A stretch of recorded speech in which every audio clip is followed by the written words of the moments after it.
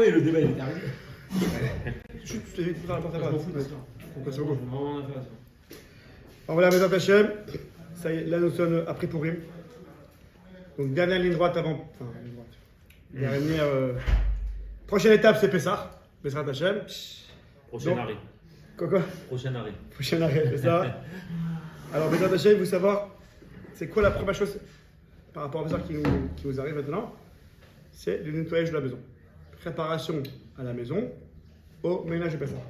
Ok? Donc c'est ça le sujet d'aujourd'hui. Une fois, je sais pas pour mon fils, Chaim Yaakov et Trana Malka. Oh, j'ai rien. Il était à l'hôpital hier, j'espère que tout va bien dans Zat Hashem. Amen. J'espère que Zat Hashem. C'est pour ça que je suis arrivé en retard. Alors, on y va. Alors, déjà, il faut savoir. Les femmes pour le ménage. Ouais. Pas Alors, c'est vrai que ça concerne beaucoup les femmes. Mais bon, si le mari est un peu au courant de ce qui se passe, alors il peut peut-être un petit peu orienter le kivoun du ménage. Alors, déjà, il faut savoir ce qui dit il y a le Rokéar. Il ramène une phrase très intéressante. Il dit. C'est un Richel, Ouais. Il ramène que. Il ramène par le Shouchan Aruch, par le Bereta, il ramène dans le Chod Pessah. Il dit une phrase très intéressante. Il dit qu'un homme, donc il va commencer à préparer Pessah. Et donc, si un homme, il dit. Waouh, Pessah. J'ai les mots qu'il dit. Kama Torear Pessah. Ouf. Combien c'est fatigant Pessah. Ah, la galère, Pessah qui arrive. Ah. Il dit, cette phrase-là, ça ressemble à la phrase du Racha dans la Gada, qui dit Ma avoda azot lachem. Vous savez, le Racha a 4 enfants. Le Racha dit C'est quoi cette avoda pour vous là? Bon, là-bas, le pshat, c'est qu'il parle du Korban Pessah. La avoda du Korban Pessah. Mais on entend. Voilà, mais on entend dans la phrase du Racha que. Ouf, c'est quoi cette avoda là? Dans le sens où avoda, Pessah, c'est genre un fardeau. Il dit le Rokéar, attention de ne pas dire cette phrase-là, pour pas qu'on s'apparente au Racha. Ok? C'était une petite phrase d'introduction. Voilà. Ne pas se dire à Pessah qui arrive, enfin au moins pas le dire à vive voix quoi. Ouh là, Pessah, rêve les femmes. Attends, Pourim ça veut dire Pessah. Ouh, Pessah qui arrive déjà. Bon, Pessah qui arrive c'est bon. Mais dire Pessah c'est la galère, ouh c'est fatigant, ça peut rentrer dans la phrase du Racha. Ma voda azot lachem. Ça veut dire. On commence sur Pessah. Bon, en général, c'est sur le ménage qu'elle grogne. Le ménage de quoi? Dadou. Dadou. Ménage de Pessah. Là, on commence Pessah, l'ami. Et je répète, on commence sur Pessah ce mercredi là. Et donc, la première chose qui nous vient à nous, c'est le ménage de Pessah. D'accord, les amis? Donc, phrase d'introduction du Roker, c'est un Rishon, que le Bereta, donc Shouchan Aruch, ramène, aussi le Shouchan Aruch Harav, le Moazaken, il ramène que ne pas dire. Ah, le Moazaken, il dit ne pas dire que Pessah c'est fatigant. Ou Kamatoré, Pessah, c'est la galère. Parce que sinon, c'est la phrase du Racha. Le Racha, dans la Gada, il dit Ma'avoda azot lachem. Ma'avoda azot lachem. C'est quoi cette avoda pour vous là? Ah, ouais, c'est pour ça que je disais. C'est sûr que comme il dit Gray, même si femme elle dit ça, c'est pas par rapport à Pessah, c'est par rapport au ménage qu'il y a derrière. Pour les femmes, c'est la fête de l'esclavage. Oh, c'est pour ça que je fais ce sur aujourd'hui. Pour savoir qu'est-ce qu'il y a à l'Acha, les amis. C'est très important ce sujet aujourd'hui. Bon, vu qu'il est tard, je peux peut-être vous prendre en 2 fois, peut-être Hachem. Très très important ce sujet, voilà. Si vous pouvez après le rapporter à vos femmes, très très important. Bah non, parce que tu vas dire que la lara c'est de nettoyer un tout petit peu. On va pas la rapporter. Comment tu sais? Voilà. Alors, Après, cette halakha, normalement, elle est ok éliminée. David? Donc je répète, ne pas dire combien c'est fatigant Pessah, combien c'est la galère Pessah. Ah Pessah. Non! Il y a une mise à faire, il faut savoir comment on l'a fait et point barre. D'accord? Ok les amis? Sinon on dit ma avoda azot lachem, c'est le Racha qui parle. Maintenant je continue. Vous voyez le Rav Diner? Un certain Rav Diner à Bnei-Brak. Très sympathique Rav Diner, il est connu à Bnei-Brak. C'est un Rav très avec beaucoup d'expérience, beaucoup de questions et beaucoup de cas. C'est un Rav qui s'y connaît très très bien. Il a l'expérience. Il ramène un témoignage personnel qu'il a eu. C'est pas qu'il a entendu, il me répète. Il a dit en show devant tout le monde, il y a 100 personnes, il a dit que les médecins, c'est un Rav qui est très connu, un possède dans tout le domaine, les médecins, ce que vous voulez. Il remet que les médecins, ils m'appellent après ça, ils me disent que les femmes, dans les hôpitaux, dans les mirpot et compagnie, non, que les femmes elles viennent le consulter. Il y a une consultation des femmes après ça. Énorme! À cause du ménage de Pessah. Vous me suivez ou pas? Elles sont fatiguées, ça veut dire. Elles sont très fatiguées. Et il y a des grosses conséquences. Physiques.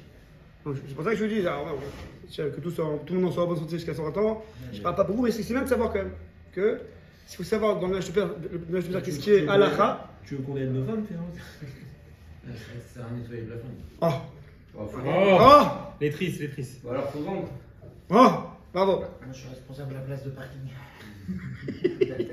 Et du balcon. La voiture. Il peut se mouiller Il sur faut sa savoir, Il y a plein de poussière. il faut savoir ce qui est halakha et ce qui est chouma. Et ce qui est birlal, autre chose. D'accord. Ok, ne pas confondre ménage de printemps avec ménage de Pessah. Alors je sais, les femmes, d'un côté c'est fatigué, d'un côté c'est leur kiff, parce que c'est le moment de l'année où ils vont faire leur ménage de printemps, mais ça tombe mal, parce que s'ils font le ménage de printemps après ça et ils sont fatigués, bon, ça peut dire, comme je vous dis, ça peut être médicalement, c'est pas très bien, et surtout, ça je sais aussi beaucoup de ça, ce que je fais c'est un mélange de beaucoup de rabbinim, Rav Dreyfus, Rav Ziner, ce que moi j'ai appris, etc. Mais ce que je vous dis c'est que le Icar du Pessah, le Icar de Pessah, c'est David, c'est quoi? À part Télim. C'est quoi l'Icar de Pessah? Le Icar de Pessah. Bio Hametz. C'est le. L'aile à Seder. Le Seder. L'aile à Seder. Le soir du Seder, c'est le moment principal de Pessah. C'est pas en train de dire qu'il faut négliger le reste, vous comprenez ce que je veux dire. Mais que le but, c'est qu'on arrive à tracer avec ses enfants le soir du Seder et transmettre un message. Je dis les paroles des Rabbanim. Palayla Azeh. Machnesim Aemuna, Betochenu, Betor Yiladenu, ou Betor Meshotenu. C'est le soir où on va être machnis, on va rentrer la Emuna en nous-mêmes, à nos femmes et à nos enfants. C'est un moment spécial. Il n'y a pas 50 moments dans l'année où Hachem il donne comme ça une sigoula comme ça dans du ciel, et le moment il est propice. La Gada, et les mots de la Gada ils sont propices. Tout est propice pour que la Emuna, du matin au soir on va faire dire aux enfants qu'on n'arrive pas, c'est compliqué. Ce soir-là, c'est l'occasion. Ouais. Mike, pas le monde dormir. J'ai dit le Cédar, tu peux déjà endormir. Non, pas du tout. Ok, La peine, la Ami, peine. Non, parce que je pensais au CEDER d'il y a 3 ans qu'on a fait avec le Corona. C'est pas le plus beau CEDER du monde? il y a 2 ans en plus. 2 ans ou 3 ans? 2 ans, c'était le plus beau CEDER. Chacun était tout seul avec Oh. sa famille. Je trouve que c'était magnifique. On commence. On a pu prendre du temps avec les gosses, Il a aimé, les filles, les il a bonbons, aimé. les jeux. Moi, j'ai eu ma dose, donne-moi un Pessah normal, tranquille. Désolé, après ça que avec les gosses. Non, non, mais il a j'ai envie. entièrement d'accord. Voilà. Comme le Kippour qui était Il a à fait la même ensemble, non période, c'était le meilleur Kippour de ma vie. Les autres fêtes, tu l'as J'ai jamais fait des fêtes comme ça. On avait fait ensemble. On avait fait ensemble, ça. C'est quoi qui dérange? Ah non, non, non, non. Rien ne me C'était dérange, la dernière. mais j'ai vu, j'avais ma porte ouverte, j'ai attendu, quand je dis j'ai attendu ma chère, ça veut dire que j'étais devant la porte comme ça, persuadé que c'est maintenant, il est là. J'ai jamais eu ce sentiment. Les enfants, les kiffs, Même les questions, les jeux. il y avait une rasra, quoi. Parfait. Ok, les amis. Les amis, donc, le Icar du Seder, du Seder, vous arrivez le soir du Seder, le Msoki, le Icar, c'est de pouvoir raconter la Gada de manière détendue, réveillée, avec des forces, Bessimra. Vous vous suivez là-bas? Et si, si on a eu 2 semaines, 3 semaines de ménage intensif, et la femme, des fois c'est le jour même qu'elle est encore dans le ménage, et on sait c'est quoi la veille de Pessah. Voilà, mais si la veille de Pessah en soi, les amis, la veille de Pessah, on en parle d'Hachem, je suis après, mais la veille de Pessah, en soi, la veille de Pessah c'est déjà un moment stressant. Faut faire ça, oui, tu prépares le Seder, tout. Si en plus on rajoute à ça 2 semaines de fatigue intensive à la femme, alors on arrive sur le Seder, on est passé à côté. C'est pas moi, j'aurais pas osé dire ça. Je suis rien pour dire ça, je suis une petite fourmi, mais le gars qui est fatigué, qui le soir de Seder, il passe à côté. Voilà, je prends la responsabilité de ça. Il est fatigué. Surtout en Israël où t'as que un soir, tu peux pas tout faire. Non, Tu sais que c'est très frustrant. non. Quand tu viens de France et que tu as fait 2 toute ta vie, tu as l'impression Non, que tu vas aller le premier, tu es en pression. Mais c'est bon, mon père il disait que le premier soir il faisait en hébreu et le deuxième il faisait en judéo arabe. Voilà. C'est sympa. Et là il n'y a pas. Bon, en tout cas, Moi, je le fais 2 fois parce qu'il y a toute la famille trop. non, je sais, mais comme c'était long, il se passe en 2 fois. Là c'est du tout. Alors les amis, je profite de ce qu'il dit Daniel là, au grec, que si en Israël il y a un soir, c'est qu'Hachem il donne la force au papa, enfin à la famille, en un soir, de dire tout ce qu'il a dit. On va toujours avoir le bon réflexe. C'est Hachem qui donne la force de faire ce qu'on veut faire. C'est pas selon ce que j'ai, je dois faire. C'est Hachem qui doit donner, il donne la force. Donc, le soir de Pessah, c'est un moment, on en parlera de Hachem en long et en large, exceptionnel, le soir de Seder. C'est écrit dans la Torah, Vegata levincha bayom ahu lema. Et tu diras à ton fils, ce jour-là, en disant, etc. C'est quoi de quoi on parle? Vegata levincha, c'est pas dans le soir du Seder. Il dit le Rachaim, mais le soir du Seder, c'est Balaïla. il aurait fallu dire Vegata Evidra Balaïla ou les morts. Vous allez me dire, dans la Torah, on dit Yom, ça veut dire Yom et Laïla. C'est pas très précis. Non, parce que tu vois que lorsqu'on parle de la matzah, on dit Ba'erev. Yom, il commence la veille, de toute manière. Non, mais pourquoi tu dis pas Laïla? J'explique. Il y a une histoire de manger la matzah le soir du Pessah. Le soir, vous savez, le soir, cassette. Et dans la Torah, c'est pas écrit Bayom, c'est écrit Ba'erev. Dans la soirée, Tochlou Matzot. Il y a une histoire de manger le Korban Pessah à Pessah. Le Korban Pessah le soir de Seder. C'est écrit Dans la nuit, c'est écrit Vayachlut Balaïla ou. Et là, quand on parle de l'épisode de Haggadah qui est aussi cette nuit, Vegata Levra Bayom Aou. La question est claire? Ouais. Comme si ça se passe à tout moment. Réponse du Roi Chaim, cette nuit, les portes du ciel sont ouvertes, c'est une nuit exceptionnelle, que c'est la seule nuit qu'on peut l'appeler un jour. La seule nuit qu'on peut appeler que c'est un jour. Le jour, c'est genre tout ouvert, c'est clair. La nuit, c'est toujours sombre. La seule nuit dans la Torah qu'on l'appelle, c'est un jour. Les Gata Idra Bayom Aoulema. C'est un jour à Tsoum, c'est la Seder. Alors ça ne veut pas dire qu'il faut stresser tout. Il est tendu, ce qu'on a préparé le reste maintenant.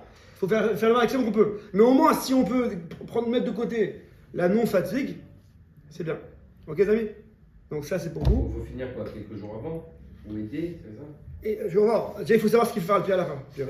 Pas les plus, pas ce qui est en plus. Aider, et surtout pour les femmes. Ouais, souvent les femmes, c'est que la mitzvah du Seder, les hommes et les femmes, c'est la même chose. Ok?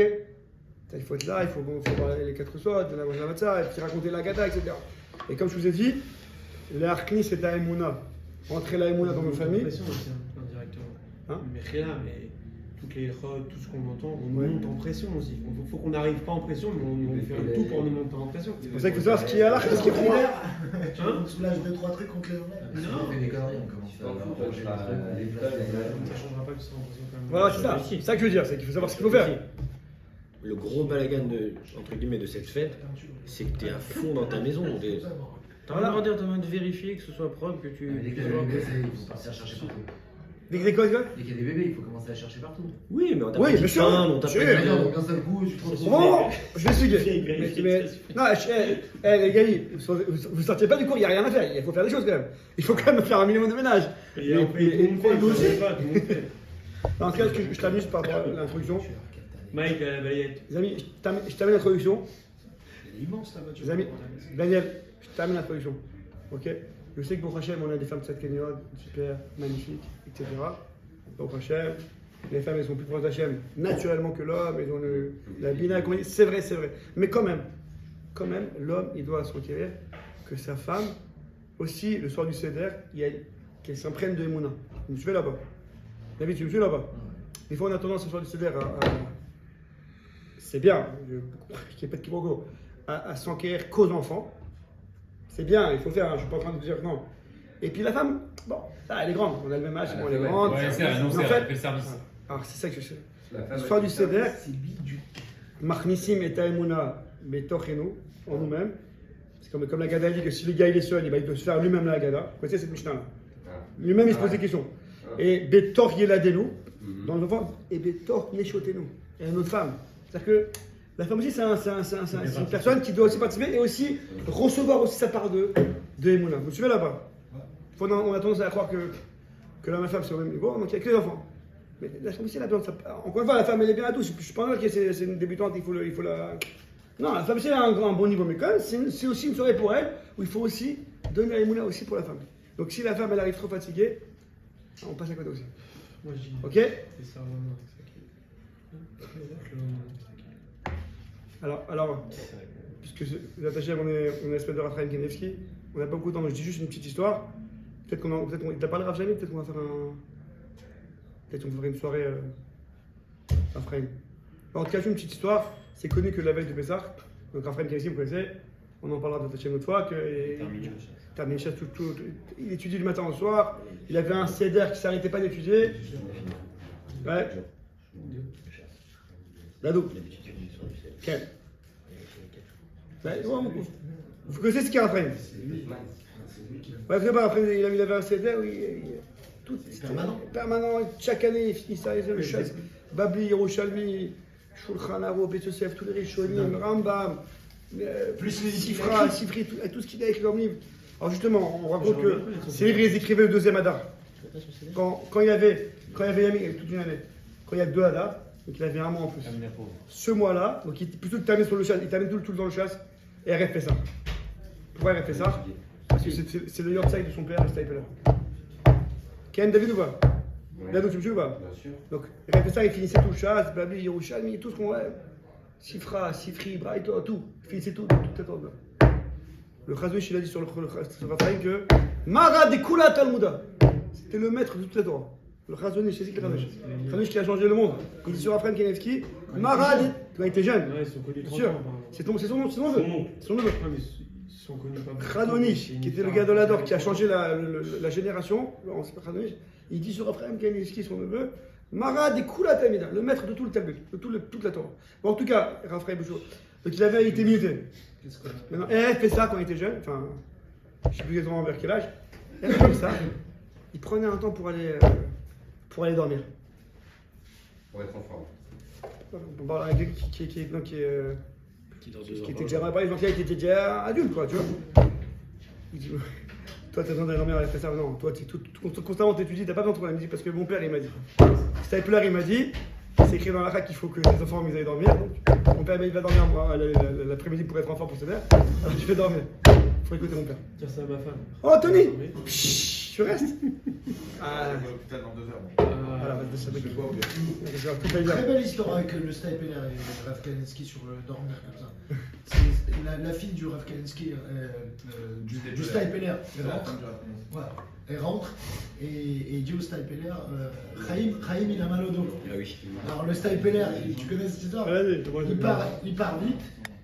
Il lui dit où tu vas, sa fille lui dit où tu vas, il lui dit ben, je vais voir Chaim. Ok, il part, il va chez Raphaël Kalinski, il le trouve en train d'étudier. Il lui dit Chaim, lève-toi, allonge-toi sur le lit. Il s'allonge sur le lit, il a mis une crème avec une huile, il sait masser le Stapler, il connaît. Donc il lui fait un massage de ouf, il fait ça pendant une demi-heure. Et il finit le massage, il lui dit tu bouges pas jusqu'à demain matin de ton lit, tu te reposes. Et il part. Il revient chez lui, sa fille lui dit mais tu étais où? Il dit ben, je suis allé voir Chaim. Il a dit mais non, pas Chaim lui, Chaim mon fils à moi, c'est ton petit-fils qui est malade. Waouh! Il repart en courant, il lui dit mais tu vas où? Il lui dit non, je connais Rav Chaim, si je lui ai dit ne bouge pas du lit, même qu'il a rien compris comme il fait Kiboud Abahem, c'est sûr qu'il est encore dans le lit, il va pas bouger si je lui dis pas de bouger. Donc il est retourné le voir pour lui dire voilà, lève-toi, truc, et lui sans rien comprendre Rav Kalinski à cette histoire, il a exécuté les paroles de son père à la lettre. Il flambe. Non, son père. Stapler, son père. Son père. Donc je reviens ici au Shua d'Amir. C'est son père. Le Stapler, c'est le père de Raphaël, et son beau-père, c'est Rabbi Yashiv. Ok, d'accord. Et son oncle, c'est le Khadonish. Non, je restais sûr que c'était le genre du Stapler. Mais qui a rentré? C'est sa femme alors? Qui a rentré? Je comprends. C'est sa sœur alors? Et son oncle, c'est C'est à son oncle Radonné, je savais. Comme ça, J'ai bien, je comprends. t'as un peu le degré de famille. Donc c'est clair ou pas David? Donc, c'était pas les copains, mais ouais, donc on a beaucoup insisté sur le fait que on doit arriver le soir du Seder En forme. en forme. Et donc, La sieste. oh, et donc il faut savoir, Oh, mais lui, c'est tous les jours, ça ne changera pas d'habitude. et donc il faut savoir, À Toulouse, la sieste. il faut savoir temporiser le, donc, il faut savoir temporiser le ménage de Pessah. Ok? Se ménager. Si le ménage Pessah, on le fait de manière intensive, on fait plus qu'il n'en faut. Alors on peut arriver très fatigué sur le Seder. Pessah, on peut arriver énervé, fatigué, en colère. C'est encore pour les meufs qu'il faut faire pas mal. C'est qui les patrons là? C'est qui gère la maison? Je pas compris. Quand je lui dis, arrête, c'est Officiellement. trop, arrête, c'est trop, c'est bon, c'est pas ce que je fais là, on dégage. Ouais, mais quand tu dis ça avec, tu sais, voilà. Non, je remets, c'est pas comme ça. Mais quand un homme dit à sa femme ce genre de phrase, mais sans que la femme, le mari, sait pas en fait, il croit que c'est trop, mais en fait, c'est pas exactement. Écoute pas. Mais quand le mari sait c'est quoi, de quoi il parle, il connaît vraiment la phrase, ça passe mieux déjà. Je t'ai vu la photo. Diane, tu le dis ou pas? Je vais dormir, t'inquiète pas, je vais dormir. Non, c'est pas pour ça que c'est ça. Toi, tu veux pas dormir. Pas, il a dit j'ai pas. Ah, j'ai compris, mais il a aussi mis à contribution, et c'est vrai qu'on arrive fatigué, et c'est vrai que et ces paroles, bien sûr qu'on écoute, mais de mettre en pratique, c'est un peu difficile. Ah, il faut savoir, moi. Et les enfants en l'air, tout le monde en l'air, la maison en l'air, faut préparer, faut machiner. Je sais. Arrivé, on est un peu fatigué. Je t'ai pas dit qu'après le cours, tu le On sais est bon. Tony, il pas a clair, mais au des moins. bonnes à demeure, Tony. Les Ukrainiens. Il y a les Ukrainiens à la maison, Tony. Je répète, à la fin de ce cours, vous ne sortirez pas avec une recette magique. Il n'y a plus rien à faire à la maison, c'est bon. Il faudra travailler et gérer à la maison. Mais il faut savoir ce qu'il y a à la et ce qui est Khumra. Bleu de chauffe. Et comme je dis à Tony, c'est vrai que quand on dit à cette femme, ah, ça t'en fait trop. Mais moi-même, je sais pas pourquoi elle en fait trop, elle m'écoute pas. Mais si je sais parce que ça c'est oui, ça c'est non, ça passe jamais le message. Ah ouais, il a Ça raison. finit le ménage, hein, c'est quand le C'est prochain quand le prochain coach? Si c'est un par semaine, il en reste 3. Je suis d'accord avec lui. C'est un par semaine, il en reste 3. Bon, là, attends. Alors, c'est pour ça que je répète, le Icar, c'est d'arriver à Pessah détendu. Le soir de Seder. Ça, on est tous Il y d'accord. en a qui arrivent très détendus. Hein. On est tous d'accord. Mais le mari, la femme, les enfants. Si la femme est fatiguée, elle paie. Et le mari est fatigué aussi, s'il y a de la colère, etc., on est passé à côté de la saison. Ok, les amis? Tony, c'est bon pas? Le soir de Seder, c'est le soir propice pour faire passer la émouna à sa famille. Là d'où? On a une émouna à faire passer à sa famille, qu'on a du mal toute l'année. On raconte des histoires, Shabbat, trucs et tout, mais c'est compliqué. Le soir du Seder, c'est propice pour passer la émouna. Toute la gada, tout le Seder qu'il y a, Hachem il a fait en sorte que ça passe. Je suis en train de faire les- Et pour ça, il faut être en condition. Il y a que ça à faire. Les amis, vous savez quoi, vous savez quoi pas? C'est bon pas? Daniel, t'es avec moi pas? En 5 minutes, j'ai fini mon ménage. Alors, les amis. Ok, donc je répète, ne pas confondre ménage de Pessah avec ménage du printemps. C'est clair ou pas? Printemps. C'est-à-dire Il que, faut qu'il refasse après le derrière. ça veut dire que la poussière, c'est pas du Hametz. D'accord? Les enfants, c'est Non, pas mais comme ça. il y a aussi, c'est mélangé des fois. Les enfants. Des fois, Ça il y a dépend, partout. Tony, s'il mange au-dessus de l'armoire ou pas? Ah, plein de D'accord. non, mais il peut manger dans sa jambe. Quelque chose de très important. Et dans la mienne. Et dans la mienne aussi, au passage. Ok, t'as vu ou pas? Ça veut dire que tout ce qui est, les amis, tout ce qui est nettoyé, Tu fais comment? les amis, tout ce qui est nettoyé, John, Greg, Les rainures et tout, on va pas? tu restes à la fin ou tu parles tout de suite? Je sais pas comment. Ah, bon, j'ai déjà dit ça. D'accord. Non, on fera la prochaine fois. Je vous dis juste, comme il est déjà 10 heures, je vous dis juste la règle. On fera la prochaine fois vraiment en détail toutes les parties de la maison. Ah. Donc 5 ans commercial, il faudra revenir. D'accord, On d'accord. va connaître les règles du ménage cette semaine. Bon, la semaine prochaine, je serai Voilà, on dit déjà les règles, la règle. Et après, on fera chaque partie de la maison. Déjà, Un des cours sur le ménage. les amis, écoutez bien. Il y a. Laissez-moi dire, vous aurez 5 minutes, après vous parlez. 5 minutes. Je dis la règle, après, parce qu'après, voilà, après, il va falloir chaque détail. Premièrement, déjà, il faut savoir qu'on a on a deux interdictions concernant le Hametz. L'interdit de manger du Hametz et de posséder du Hametz. Ouais. L'autochal Hametz et ne pas posséder du Hametz. Et on a une troisième chose, c'est de brûler le Hametz. Vous suivez là-bas? On a donc, avant Pessah, on doit faire en sorte qu'on ne possède pas du Hametz. La veille de Pessah, on doit tashbitou, on doit brûler le Hametz. Ouais, la veille de Pessah. Et pendant Pessah, on ne doit pas manger du Hametz. J'ai presque fini. Hein. Assur Bernard.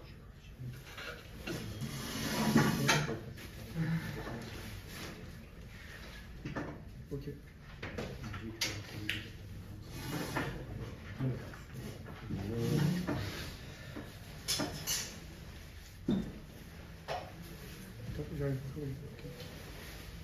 Shimon Peretz.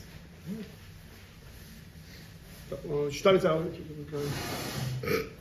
Alors, l'interdit de manger du Hametz à Pessah, les amis, l'interdit de manger à Peretz, à Pessah, c'est même machéo.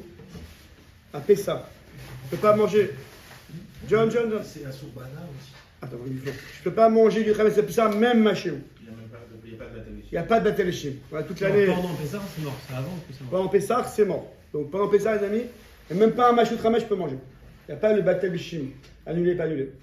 Maintenant, le issour de posséder du Hametz, écoutez bien ce que je dis, c'est ça important, c'est ça la règle en or, à savoir, après on fera le détail après. L'intention de posséder du Hametz, c'est comme ça. Alors s'il y a un kazaït de Hametz, pas un kazaït de dispersé, dans un endroit, un kazaït, ça sur l'histoire du Hametz, je ne peux pas en posséder. Si j'ai moins qu'un kazaït, donc c'est le cas courant, parce que c'est rare qu'on a des morceaux de kazaït à Pessah, on fait le ménage généralement. Un kazaït réuni ou un kazaït Réuni, Ouais. un morceau. Si j'ai moins qu'un kazaït dans un morceau, alors ça dépend. C'est quoi? Ça dépend. Ça quoi? Ça dépend. Ça dépend. Si, Je savais pas comprendre. ça dépend. Si c'est un Si. endroit qu'on a l'habitude. Non, Ça attendez. dépend, ça dépend. Si, Camille, une seconde. Si ce moins de kazaït, il est un peu sale, je ne suis pas en train de dire qu'il est inconsommable par un chien. ce que vous connaissez, c'est pas ça que je suis en train de dire. Mais il est abîmé que il y a un homme normal, il risque pas de le manger. Il n'y a pas schéma, yavo, léochlo. Alors si c'est moins que kazaït, et il est ce qu'on appelle en hébreu metunaf, un peu sale, un peu répugnant, il n'est pas attirant, alors sur ce chametz là, je n'ai pas un chiouf de le chercher et de l'enlever. Par contre, si j'ai moins de kazaït et il est encore en bon état, bien que c'est moins de kazaït, je dois le chercher. Vous savez pas, ça change tout, beaucoup de choses. C'est pour ça qu'on n'a pas besoin de. Attention, une seconde. Non, ça c'est encore une seconde. C'est pour ça qu'il a mis que si on fait un ménage avec des produits. Alors les amis, alors, ça le cours. Si on fait un ménage avec des produits de nettoyage, et donc automatiquement le savon et compagnie va abîmer ce qu'on va adhérer, notre sujet. Donc, et si c'est des morceaux de kazaït, on les voit. Donc même si on ne voit pas et on a mis un coup de savon, déjà ça l'a rendu metunaf ksat, répugnant. Et comme il manque kazaït, j'ai déjà plus un chiouf de le chercher. Encore une fois, je ne peux pas le manger, c'est valable, je ne peux pas de le manger. Mais je n'ai pas besoin de le chercher. C'est bon, je ne pas. Troisième niveau, c'est carrément des miettes. Ce qu'on appelle des miettes. Et là, les miettes, l'Agmar a dit que les miettes, c'est batel, on n'a même pas besoin de les chercher. Donc on a 3 niveaux. C'est Agmara à la lacha ou c'est Agmara? Tu dois revenir mercredi prochain. Ah non, mais tu nous donnes une moitié d'informations. C'est la moelle de l'Agmara ou la lacha? C'est la lacha, mais je vais. Il y en a qui sont marqués, Voilà. je comprends pas. C'est pour ça que je vais expliquer bien. Et la bougie ou la lampe, c'est justement pour aller chercher ces miettes-là. Non. Je vais expliquer. On va expliquer après. Non, c'est pour chercher les 10 petits bouts que t'as jetés. Attends, Daniel, une seconde. Les amis, je termine. Daniel, je termine vite fait. Franchement, c'est super ça. Donc les miettes, selon la halakha. Mais encore une fois, il faudra revenir à la précaution parce que Bézard Hachem, on va sortir tout ça bien parce que après il faut voir dans le détail dans chaque partie de la maison. Mais je vous donne rien que les claviers. Les miettes, a priori, sans les chumrot, a priori les miettes, sans la chumra, stam, halakha, miettes, c'est batel d'office. Moins de kazaït, sali, pas besoin de le chercher. Propre, il faut le chercher. Et kazaït, dans tous les cas, il faut le chercher et le brûler. Je termine vite fait. Mais pourquoi je vous ai dit au préalable que pour manger, par contre manger Hametz à Pessah c'est même machéou. Vous vous rappelez? Mais il n'y a pas de batel. Pourquoi je parle de ça maintenant? On a un cours de nettoyage, c'est pas un cours de manger. Parce que nettoyer la cuisine à Pessah, où là-bas il y a un risque que ça adhère à ce que je vais manger, là même s'il y a machéou, c'est un gros problème. Vous suivez là-bas? C'est pour ça que le nettoyage de la cuisine et le nettoyage de la maison, ça n'a rien à voir. La cuisine, on cherche vraiment la petite bête parce que ça colle, c'est à chaud et compagnie. Là, on peut manger un petit peu. Et là, il n'y a aucune sortie. Ça sort. Par contre, la maison, où c'est pas un problème de manger, c'est un problème de posséder, là, on a ce qu'on dit. Si c'est des miettes, c'est bon. Si c'est sali, c'est bon, etc. Donc, la suite la prochaine fois, Bézard Hachem. Pour les miettes, le Ah oui, Mika, il y avait la ça veut dire si question. par exemple